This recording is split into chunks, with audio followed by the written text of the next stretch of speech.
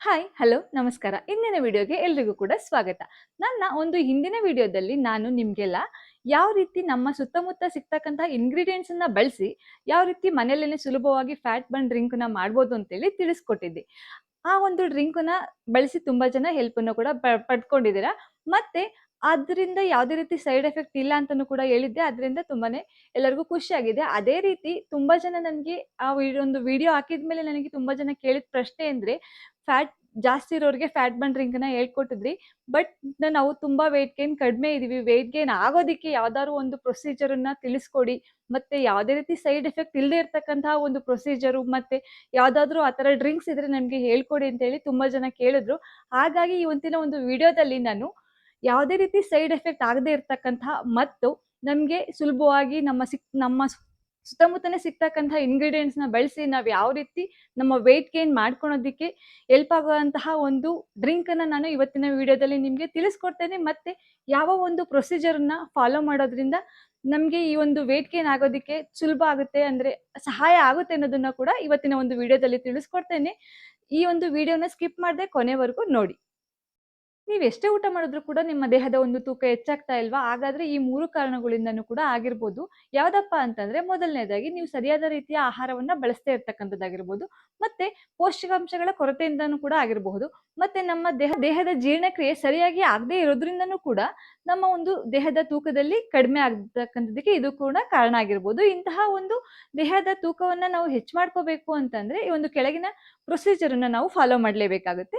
ಅಂತಹ ಒಂದು ಪ್ರೊಸೀಜರ್ ಅಲ್ಲಿ ಮೊದಲನೇದಾಗಿ ಅಂತ ಅಂದ್ರೆ, ನಾವು ಡೈಲಿ ಪ್ರತಿದಿನ 3 ಹೊತ್ತು ಊಟ ಮಾಡ್ತೇವೆ, ಬೆಳಗ್ಗೆ, ಮಧ್ಯಾಹ್ನ, ರಾತ್ರಿ ಅಂತ ಹೇಳಿ. ಆದ್ರೆ ಈ ಒಂದು ತೂಕವನ್ನ ನಾವು ಹೆಚ್ಚು ಮಾಡ್ಕೋಬೇಕು ಅಂದ್ರೆ 3 ಹೊತ್ತು ಊಟ ಮಾಡೋದಕ್ಕಿಂತ 4 ರಿಂದ 5 ಬಾರಿ ನಾವು ಸ್ವಲ್ಪ ಸ್ವಲ್ಪನೇ ಊಟ ಮಾಡೋದು ಅನುಕೂಲ ಆಗುತ್ತೆ. ಮತ್ತೆ ನಾವು ಊಟ ಮಾಡ್ಬೇಕಾದ್ರಲ್ಲಿ ನಾವು ಹೆಲ್ತಿ ಸ್ನಾಕ್ಸ್ ನಾವು ಈ ಒಂದು ಊಟದಲ್ಲಿ ಆಡ್ ಮಾಡ್ಕೊಳ್ಳೋದು ತುಂಬಾನೇ ಮುಖ್ಯ ಆಗುತ್ತೆ. ಮತ್ತೆ ಎರಡನೇದಾಗಿ ಪೋಷಕಾಂಶಯುಕ್ತ ಆಹಾರವನ್ನ ನಾವು ಸೇವನೆ ಮಾಡಬೇಕು. ನಮ್ಮ ಆರೋಗ್ಯ ಚೆನ್ನಾಗಿರ್ಬೇಕು ಅಂದ್ರೆ ನಾವು ಒಳ್ಳೆ ನ್ಯೂಟ್ರಿಷನ್ ಫುಡ್ ಅನ್ನ ತಿನ್ಬೇಕಾಗುತ್ತೆ.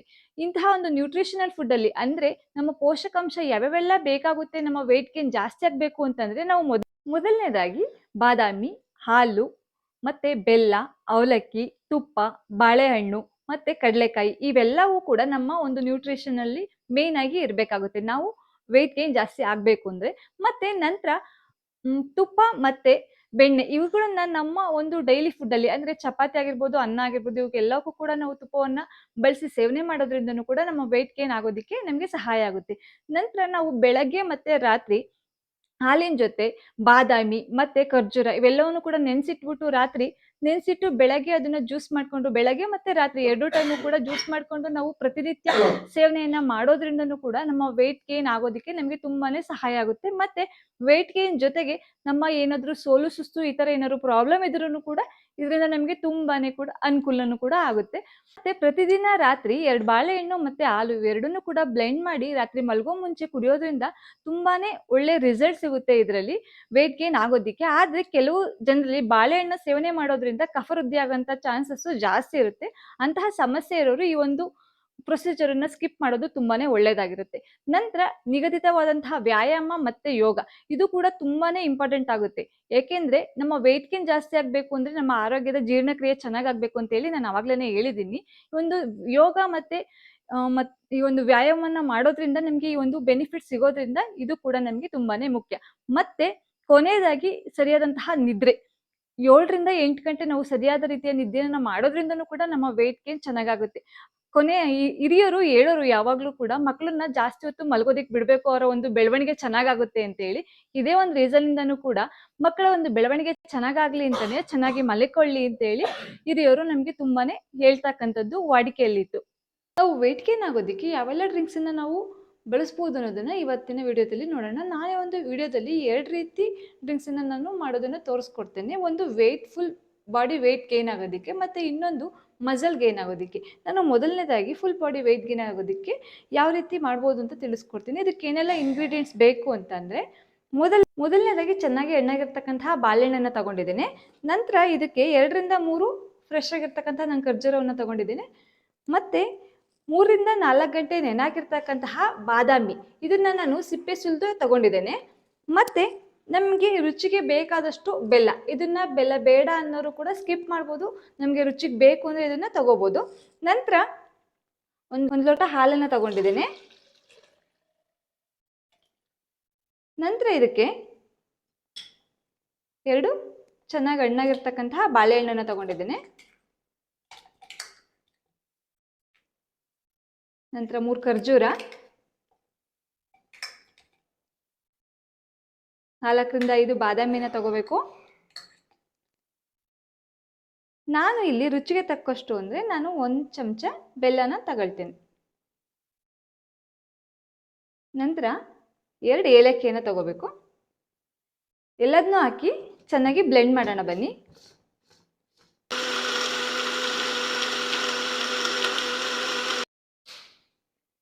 ಈಗ ನಮ್ಮ ಜ್ಯೂಸ್ ರೆಡಿ ಇದೆ. ಬನ್ನಿ ಸರ್ವ್ ಮಾಡೋಣ.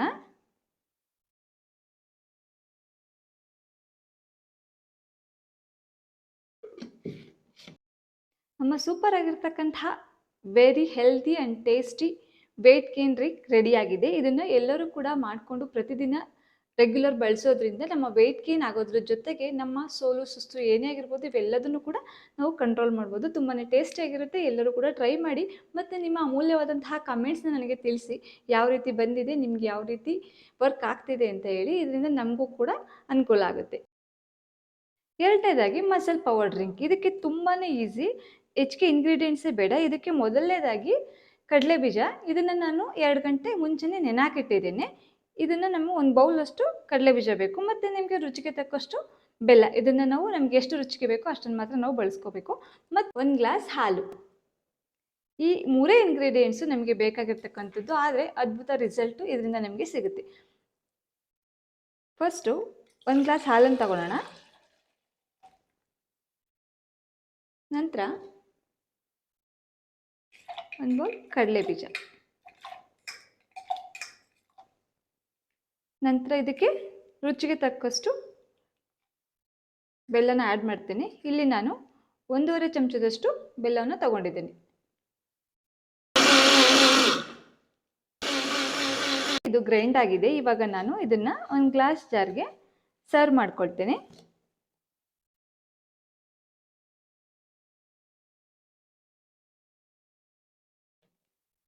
ಈಗ ನಮ್ಮ ರುಚಿಕರವಾದಂತಹ ಮಸಲ್ ಪವರ್ ಡ್ರಿಂಕ್ ರೆಡಿಯಾಗಿದೆ.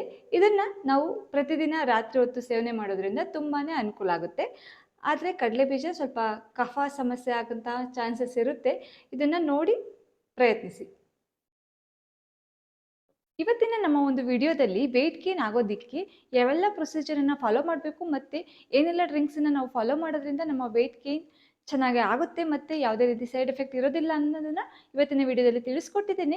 ಈ ಒಂದು ವಿಡಿಯೋ ನಿಮಗೇನಾದರೂ ಇಷ್ಟ ಆದರೆ ಪ್ಲೀಸ್ ನಮ್ಮ ಚಾನಲನ್ನು ಲೈಕ್ ಮಾಡಿ, ಶೇರ್ ಮಾಡಿ ಮತ್ತು ಕಮೆಂಟ್ಸ್ ಮಾಡೋದನ್ನು ಮರಿಬೇಡಿ. ನಿಮ್ಮ ಒಂದು ಕಮೆಂಟ್ಸ್ ನಮಗೆ ಅದ್ಭುತವಾದಂತಹ ಮತ್ತು ಅಮೂಲ್ಯವಾದಂತಹ ಒಂದು ಸಂದೇಶವನ್ನು ನೀಡುತ್ತೆ. ಆದ್ದರಿಂದ ನಿಮ್ಮ ಕಮೆಂಟ್ಸ್ ನಮಗೆ ತುಂಬಾ ಮುಖ್ಯ. ಪ್ಲೀಸ್ ಸಬ್ಸ್ಕ್ರೈಬ್ ಮಾಡಿ ಮತ್ತು ಕಮೆಂಟ್ಸ್ ಮಾಡಿ. ನಿಮ್ಮ ಒಂದು ಕಮೆಂಟ್ಸ್ಗಾಗಿ ನಾವು ವೆಯ್ಟ್ ಮಾಡ್ತಾ ಇರ್ತೇವೆ. ಮತ್ತೊಂದು ಇಂತಹ ಒಂದು ಇನ್ಫಾರ್ಮೇಟಿವ್ ವಿಡಿಯೋ ಜೊತೆಗೆ ಮತ್ತೆ ಸಿಗ್ತೇನೆ. ಧನ್ಯವಾದಗಳು.